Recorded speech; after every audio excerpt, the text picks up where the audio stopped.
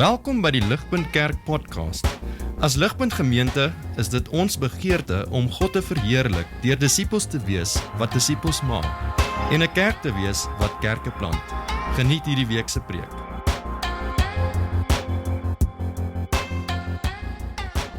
We don't have self-parenting children. Wouldn't it be great if we did? Why do we need to tell you that again? How many times do I have to shout, put your shorts on? How many times? You have to have them on. The job of a parent is to keep doing those things. Because the goal of parenting is for the day we're not there. The goal of parenting is for when we're not there. Now, clearly, I stand here this evening. My wife, Mary, is here. That means our 3 children are at home. We chatted about it on the flight over. We've never left them for longer than a weekend. They're with my parents. My parents are now older. They can't keep up. If my children chose to run, if they got together and had a huddle, they would win now. The goal of our parenting, to some degree, is about what is happening right now while we're here, and we're pretty nervous. I'm absolutely not standing here as the perfect parent. I want to show us some things tonight that the Bible helps us with. I want to try to get to the heart of what Christian parenting means and how it's different.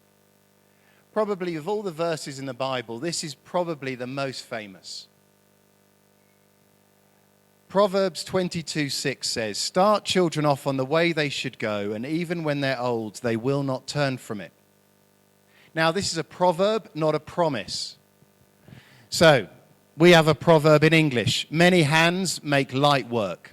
That means if you put 3 people in a kitchen, the food comes out quicker than if you put 1 in. But if you put 10 8-year-olds in a kitchen, the food will never come out. So many hands make light work is not a promise. It's saying all things being equal, this is how it normally works. The biblical proverbs work in the same way. According to how God has created the world, all things being equal, if we raise our children to know Christ, then in adulthood they will. But it means those people we know whose children aren't Christians as adults, we don't get to say to them, what did you get wrong? Tell me the disaster. Equally, the parents who come in who appear to have gloriously wonderful Christian children, they might not be getting everything exactly right, because in all things, the Lord is sovereign. The Lord is sovereign. It is only Him that holds our children's hearts in His hand, and He loves them even more than we do.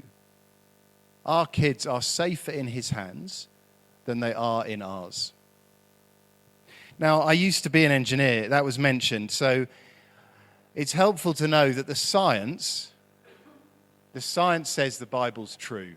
I love it when that happens. Now, this is UK data. I don't have South African data. I can tell you that Australian data and American data looks exactly like this, and this is repeated year after year. So that is, at what age did practicing Christians come to faith? If you ask all of the UK church-going people who open their Bibles and sing their hymns and pray in a time of crisis and thank God for good things, when you ask them, when do you think you came to faith? This is what they say. The top bar is 40% under the age of 5. That's my story. I can't remember a time when Dad didn't pray with me before bed.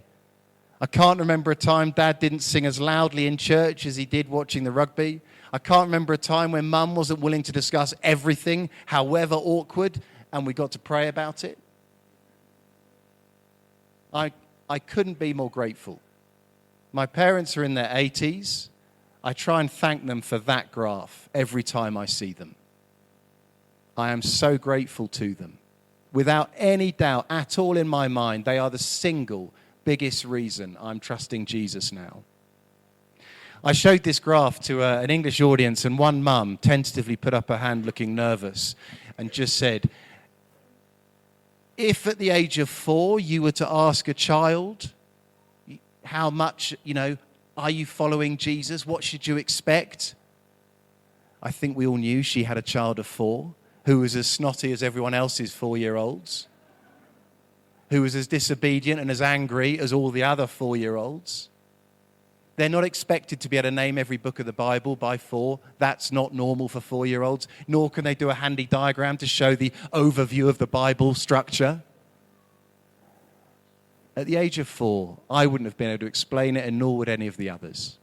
It's only in retrospect we look back and say, I don't remember a day. The next bar gets us to the end of in the UK primary school. So we've got to more than half of the UK church, more than half of the Western church, say they came to faith before the age of 11. The next stat is really easy to remember. 3/4 say they came to faith by the end of school, college, 18. You've only got a quarter to find after the age of 18. There is some data value in doing ministry amongst adults. There is some value in preaching sermons to you and I. That's what the data says. All the action, all the spiritual impact is happening before they leave your homes. That is to encourage you, not to terrify you, but I realize for most parents it's only terrifying. Our oldest is 16 and she loves to tease me and say, Dad, you've got less than 2 years to get it right. She knows. I feel the fear. It's not fear. It's the normal way it works. That these first few years are so much more impactful. That's why we send children to school and not our pensioners, not our elderly. Everyone is clear. Child development experts are so clear. With every passing year, the significance diminishes. So that just means in every way we can, we want to show them Jesus in those first few years. Well done. Well done. If you're sat here in a hotter room when I know you'll choose to be outside drinking something much colder, it's because you love your children, you're trusting Jesus, and you want good for them. The greatest gift I could ever give my children is Jesus Christ. He will have them when I'm not there, whether it's when they leave home or when I'm in glory. It's a brilliant, brilliant thing to be a Christian parent. I think parenting is a bit like football. Our son plays football in the local park on a Saturday. I was always rubbish at football. I stand on the sideline, I cheer generic things. Yeah, come on, well done, pass the ball, brilliant goal. I line up with the other parents, I've got to know them. I know which kids on my son's team go with which parents. We have all worked out who's got the gifted son or daughter in the team. We've all worked out who's in defense on the wing, because literally when they kick the ball doesn't get kicked and it just goes straight under. We all know. We all know that's what it takes to make a team. We're in this together. We're supporting the team. That's the story of church. We're in this together. We are for each other's kids. We are going to do everything we can to support them. We have probably worked out where each kid is gifted, where each kid is struggling. You could probably even do the awkward exercise of who's the worst behaved and who's the best behaved in the whole of the church. And we're still for them all. I am certain that if my neighbor was to become pregnant, who doesn't go to church, I'd look them in the eye and say, you should really come to church. I don't know how you're going to do parenting without it. In the tears, in the confusion that we have had, it is always the Christian parent 10 years down the line we have turned to. It is always the Christian parent we've said, what should we be doing? And almost always they give you a big hug and say, you're loving Jesus, you're loving your kids, keep going, he's got this. That's the story of church. In lockdown, something happened that I'd never noticed before. In lockdown, a guy would come to the park with a big bag, he'd lay out his kit, he'd have a magical fold-out goal, he would set it all up with things on the floor and cones all around, and then one child at a time would come to him. I have no idea if this was a thing before lockdown or after lockdown, but it was a thing in lockdown. I live in an affluent area where you have one-on-one football coaching. It's a thing. And I used to take my dog for a walk and watch this coach as he did it with each child. One child would come, half an hour one-to-one coaching. That child would go, another one would come. And I noticed, would you know it, they each got given different drills and exercises. The coach had worked out what is the next step for this child. What would development look like for this child? That's parenting. To become the world expert on your own child. My children aren't here, and the joy of speaking to strangers in another church is you'll never meet my kids. So I'm a world expert on parenting. Don't for a minute think you want me in your home being the parent to your kids. I'm not the world expert on your kids. I am not the dad that God has perfectly picked for the kids. I'm not a perfect dad. I have been picked for my kids, and my kids have been picked for me. And in stories of adoption or foster care, it's still the same. We believe the Lord is sovereign. I was recording a podcast with a retired doctor. She's a mother, she's a grandmother, she's been a doctor, a pediatric doctor. She's set up a charity to go around Newcastle talking about sex and relationships because she was so concerned about the city. She knows so much about bodies. I've absolutely learned that I don't know about bodies. In this podcast, she looks at me and said, Ed, you do know, don't you, that you are the best person to talk to your daughter about her body. You can hear me laugh out loud in the podcast. That is a preposterous idea. It turns out I didn't listen like I should have done in biology. What I know about the female body, it feels like I could write down on a stamp. She went on to say, there's one diagram I could show you, there's probably 3 words I could teach you, and then you would be doing it better than me because you would know when to start the conversation. You would know when to stop the conversation. You would know when to revisit the conversation. You'd know when to shut your face and give her a great big hug. I can't argue with that. It's terrific. Don't believe the lie that there's some other parent in your church or some other parent in your road who would be doing a better job than you. Jesus is definitely using parenting to teach me more about being godly than anything else in my life. I did not know I was an angry man until I had children. I did not know quite how humiliating it was to apologize to someone who didn't come up to your knee. These things are all incredibly good for me. It is great to be a parent because God is using it for your godliness and their good. Okay, turn to the person next to you. You might know them, you might not. It'll be okay, don't panic. Is there something you're encouraged by? Is there a thought you've got? Is there a question you're asking? I'm going to give you 5 minutes. The miracle of technology means you can go to slido.com. You can punch in this number. Just for tonight, the world won't know. You could type in your question. The miracle of Slido is you can even vote on which questions you like. Or you can just put up your hand afterwards and we'll find out what we're thinking. Take 5 minutes. Talk to the person next to you. You decide. Don't spend the whole time trying to find Slido. That would be a waste of time. Have a chat. Well done. The questions are coming in, and obviously they're great questions, and there's no shortage of questions. I'll do a few now. We'll do a few later. My eye has just been caught by how do I get my daughter to flush the toilet? I need you to know, the person who's asking that, there is going to be, if you are a Christian household, there is going to be a day in glory when you've been there for 10,000 years and you'll laugh that this was a question you once had.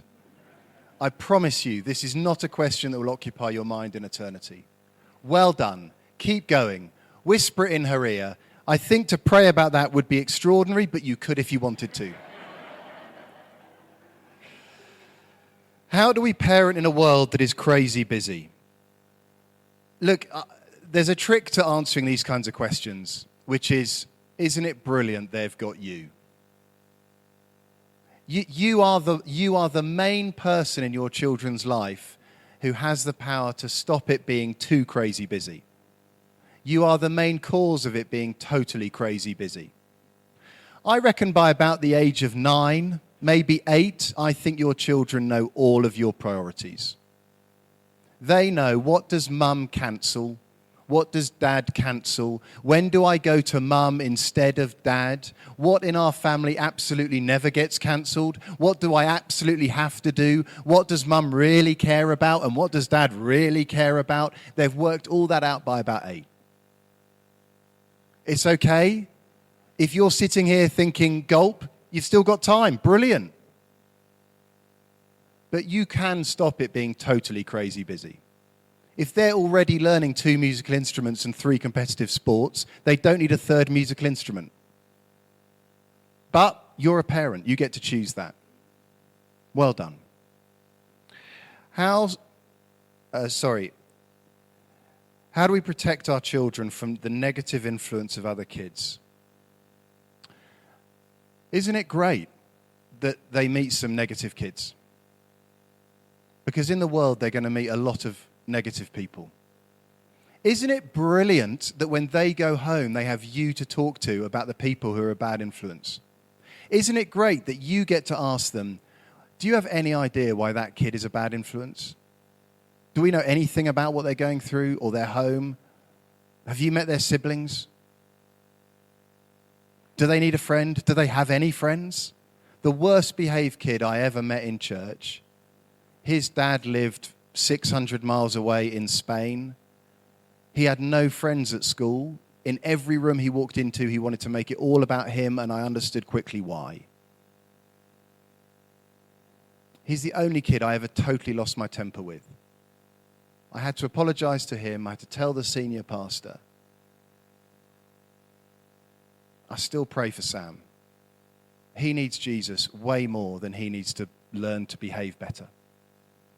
Isn't it great you're the one who gets to take a breath and say something excellent, or just ask your kid great questions because they so often know the answer? One more.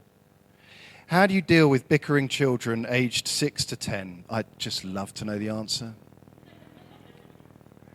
I'm delighted they stopped bickering at the age of 10 and they weren't bickering before the age of 6. Well done. Well done. There's one more thing I want to do tonight, and we'll look at some of the other questions. I just want to look at one bit of the Bible. It says this. Jesus said, "No good tree bears bad fruit, nor does a bad tree bear good fruit. Each tree is recognized by its own fruit. People do not pick figs from thorn bushes or grapes from briars." Wow. Wow. Who knew the Son of God needed to give us this? Jesus said, if you want a strawberry, you should absolutely get it from a strawberry bush. He went on to say, if you want an apple, you should absolutely get it from an apple tree. And he didn't even leave it there. He said, if you go to an apple tree, you almost certainly won't get a strawberry. What a revolutionary thing for the Son of God to explain to us. Everyone must have been sitting there looking at each other thinking, wow. Basic horticulture. Jesus must be the Messiah. The thing he's about to explain must either be so hard to believe or so hard to understand if he had to explain that to us that carefully. A good man brings good things out of the good stored up in his heart, and an evil man brings evil things out of the evil stored up in his heart. For the mouth speaks what the heart is full of. Jesus said there are 2 kinds of heart. There is a good heart, that which is about the things of God. God, the Bible says, is good. It's not he's quite good or most of the things he does is good. He is the definition of good. He is the definition of love. Without God, there is nothing good and there is no love. Jesus says there's such a thing as a good heart. He says there's such a thing as a bad heart, that which is absent from the things of God. Jesus says out of a good heart comes good thoughts, good words, and good deeds, and out of a bad heart comes bad thoughts, bad words, and bad deeds. Again, it doesn't seem revolutionary, but he goes on to say that route doesn't work. You cannot go from a godless heart to a life that is beautiful and godly and for the things of God. That shortcut doesn't work. You always have to go that short route that takes literally decades. And I stand before you on my way to my 5th decade. And that little arrow is still absolutely a work in progress. Very few adults can fix their biggest problems. Very few children can fix their biggest problems. But Jesus says that is the story of the Christian life. The heart changing. I was sat in a doctor's waiting room and a mum came in with a 3-year-old girl and a 4-year-old son or thereabouts. The son was a bit bigger. There was one toy in the doctor's waiting room. The daughter got there first. She ran. Always the most energetic. She picked up the one toy. She was pleased with it. Her son walked over and took it from her and walked away. The mum said, share. He didn't. The mum said, share. He didn't. I counted 8 times. The mum said, share. I want to be really clear. I've been the dad who just says share a lot, like I say shoes a lot. I'm not blaming the mum, but that is exactly this in action. A bigger kid with the one toy, why would he share with the smaller kid? The answer is he won't ever. There's one toy, he's bigger, she can't take it, he wants the toy, he's going to keep the toy. It's not in his interest to share the toy. Unless he knew there was once a man who had all the toys, who had all the power, who had all the authority, and he chose to lay it all down for those who were weaker than himself, and emptied himself of everything he had. If the son understood that's the one we follow, there is suddenly a way of saying, this is why we share in our family. There is not a family in Pretoria who don't want this corner. I've never met the family, Christian or otherwise, who don't want this corner. You never meet a parent who says, we're absolutely going for this. We're going to choose the worst school. We're going to choose the worst neighborhood. And we're going to parent as badly as possible because we want bad outcomes. Every parent, Christian or otherwise, wants this. The miracle of what Jesus is teaching is he is the only one who knows how to reliably get there.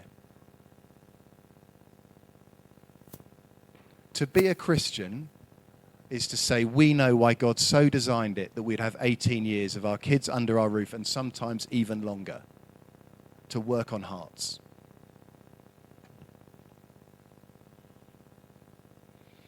Maybe a way of thinking about this is to work out what is the biggest problem in your child's life. It could be a friendship, it could be anger, it could be a sibling, it could be tears, it could be frustration. What is it? And to be a parent means you can mostly work out the answer. What is it about their heart that causes the problem? This is where it gets harder. What is it about his sister? What is it about her friendships? What is it about maths? What is it about his teacher? What is it? Because some other kid would just walk through it and not notice. But my kid, it breaks his heart. What is it about his heart? What is it he's craving? What is it he needs? What is it he longs for? Why does he long for that? I remember sitting with a 16-year-old who was the kid of a brilliant Christian set of parents. And he said to me, I disappoint my dad. I know his dad. He's a top guy. I held back tears. I was so grateful to be sat with him in a coffee shop with a Bible open, and we could go through and work out what do we do with a craving for dad's joy. Because even in that disappointing situation, his heart gets to learn more of Jesus Christ. His dad does too. Because there's always two hearts that are being worked on between a parent and a child, always. Your heart is being worked on like mine is being worked on if you're a parent. Thirdly, how does the gospel, the good news of Jesus that says, come on into my family, how does the good news of Jesus change his heart? What has Jesus got to say? Before I let you do this for the last time this evening, I've just wanted to show you one quote that I got from a very hard book to read that is very impressive but is quite boring. It's written by two American sociologists who wrote a very thick book and did a whole bunch of research to answer the question, why do only half of kids who grow up in religious homes continue with their religion? They mostly talk to Christians. They also talk to some Buddhists and some Jews to work out what's the difference between the 50% who follow and the 50% who don't. This quote: when families that attend religious services, even weekly, do not converse together about religious things in the time between, their children only hear religion talked about by mostly others 1 or 2 hours a week.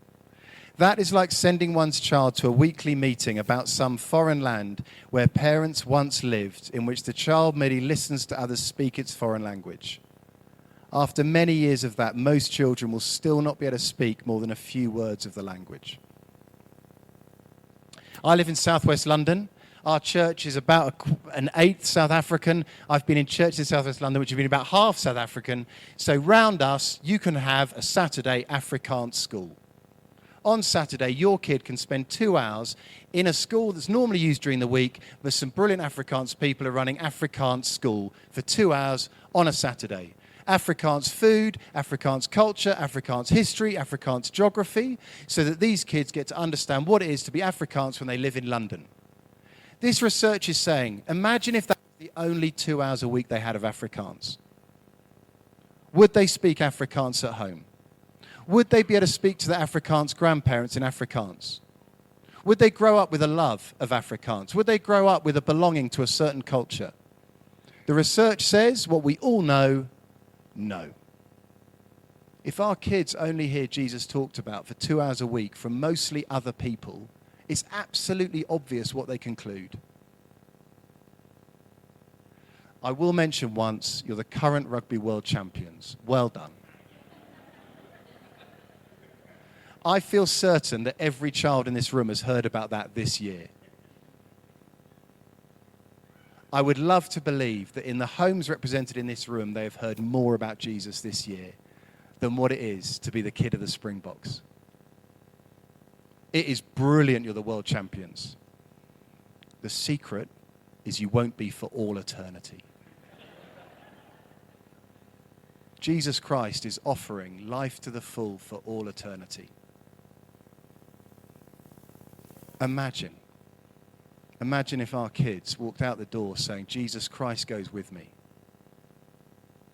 The biggest problems I have in life will always be solved by Jesus before they're solved by a Springbok. That is what the living God offers. And he is for what we are doing. More than we are for it. We're going with the flow. Enjoy the ride. Turn to your neighbor. Pick a problem. Have a go. This is not simple. It's okay to leave here and find the godliest person you know and say, could we have a beer? Pick a problem. Just take it through the 3 steps. What's the problem? And it's okay to ask your child, do you know why you did that? Do you know why you feel like this? The older they get, the more likely they are. If your child is 2, this is a very brief process. If your child is 18, it takes months. Turn to your neighbor, 5 minutes. You're doing brilliantly, you're almost there. You're doing really well. You're doing really well. I want to reassure you that your questions are not that different to ones in the UK. You can stick up a hand and just shout something in a minute. If it is, please be kind. How to remain calm and not get too frustrated. I love the use of the word too in that sentence. How do you stop becoming wildly frustrated? The honest answer is if you didn't love your kids, you probably wouldn't get frustrated. And if you didn't care what they did, you wouldn't get frustrated. But you love them and you care what they do. You care what they believe. And it matters. So I want to say you will get frustrated. Please learn to apologize. I know 2 older Christian saints who grew up in a Christian home. Between them, they have 4 Christian parents. In their parenting seminar, they say, I can't remember anyone ever apologizing to us in our home. I don't believe they were lucky enough to have 4 perfect parents. So the first thing is when you do get too frustrated, you get to come back to them 5 minutes later and say sorry. I find if I have to apologise 3 times in a day, we all start to wonder, why am I the dad? So that's my goal. Don't get to the point where your kids look at you and go,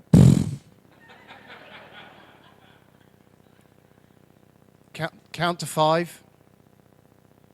Put down the sharp object you're holding.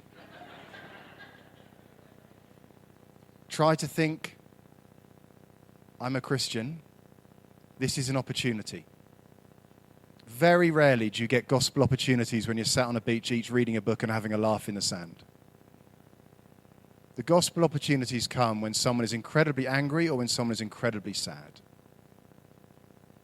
Take a moment, take a breath. If you've already lost the plot completely, you've probably lost the opportunity to talk about Jesus then. But fortunately, they're still going to be here next year. You've not blown it.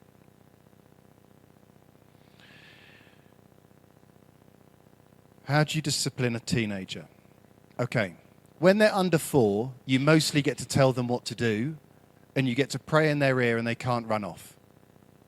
When they're 5 to 11, you get to start to ask questions and you get to start to wonder together. When they're over 11, they know exactly what you're going to say. When they're a teenager, they know exactly what you think they should have done. So the challenge is not, how do I make them feel awful or how do I punish them terribly? You're welcome to. There is some value in it. But imagine if a week later you took him for a walk, you took him for a coffee or a milkshake, and you said, tell me what you reckon now. Imagine if you could open the Bible with him then. I've got a verse I'd love to share with you. It's helped me. It might help you. It might not. What do you reckon? You pray, then I'll pray. I can't tell you how much money I'd give for that. It doesn't quite go as well as I've explained it. I wish it did. But it always goes way better than me just shouting a lot. How do I show my kids in a practical way I trust in the Lord? They really know whether you do or not. If they're under 4, you can get your Bible out a lot. You can read your Bible to them and you can pray long prayers and you can squeeze their kneecaps and thank God for kneecaps. But honestly, they do know if you trust the Lord. Because they live with you. They see how you respond to the problems. They know who you phone in the tears. They know what happens after the argument, because all of those things are happening in every home. They know what gets cancelled so that church always happens or nearly always happens. Well done. If you're asking this question, I reckon they know you're trusting the Lord. One more, and then we'll finish off, and you can just, where have we got to? I'm coming back to that one in a minute. How are you fair with your kids if they differ developmentally? For example, girls tend to speak faster and express themselves better. You've kindly not said boys just grunt and stare into the middle distance. I mean, honestly, you'll see there's a recurring theme in my answers.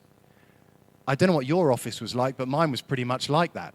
They just grow up, and the men still stare into the middle distance and grunt a bit more than women. So what a great opportunity to learn about it at home. What a great opportunity to squeeze a knee when they know that means just pause a moment. Or, will you please stop talking? Well done. Your home is a crucible for life. Let me finish with one story. Kate and Mark live 400 meters from our front door. They're 10 years older than us. They have 4 kids. They're absolutely hysterical. I love them dearly. The mum came back from one holiday when Tom, their eldest, was 12. I'd given her a book on parenting teenagers. She looked me in the eye and said, it's too late for Tom, Ed. I'm focusing on the other 3.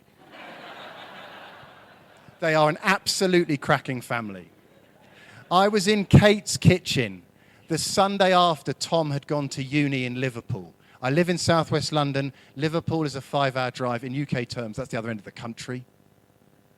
She had driven Tom to Liverpool. She dropped him off. Kate is a good woman. She had plastered his desk with post-it notes of where to find the local church, phone numbers of good Christians in Liverpool. She'd done her homework. Mums know other mums in cities. Bible was left by his bedside table. I was in the kitchen the Sunday after. Kate is prowling around saying, "It's pathetic, Ed." Kate, why is it pathetic? I want to drive to Liverpool, Ed. I did an 8-hour round trip this week, and within 4 days, I want to drive to Liverpool. I want to get Tom out of his bed. I want to take him 400 yards out of his door, 200 yards left. That's the church. Tom, go in. Tell them you're hopeless and inept and you need a lot of care. It's a good church, Tom. They'll take great care of you. How pathetic is that, Ed? I've had 18 years of Tom in my home. I'm mostly frustrated with him. The first opportunity I get, I need him back in my home. I went to Tom's baptism last year, age 23. He said from the front, "I found uni very difficult. My mental health was in bits. I came home and I sought out my best Christian friend I'd grown up with, and I got to mum and dad because they offer me Christian love." He now lives with that great Christian friend in London. He stood there at the baptism and said, "I've now understood I need Jesus." His mum was mostly cross that it took 23 years for him to work that out. I was just gently in tears in the back row. As someone who's worked with Tom since he was about 3, I need one of those a year to remind me why we do what we do. You are doing great. You wish it was going better. It's okay to wish you were doing better. That's the story of the Christian life. That's why we become Christians. People don't become Christians if they're good at everything. They become Christians when they know they need the Lord. And personally, I'm clearer in parenting that I need the Lord than in any other aspect of my life. And I didn't know that was going to be the story of parenting, to drive me closer to Christ and to love these people like I do.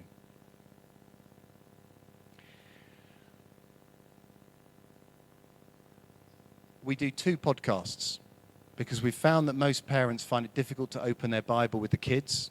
So if you search up Faith in Kids podcast or follow the QR code in the natty little Z things, you'll find that the first one is Faith in Kids for Kids. It's 20 minutes.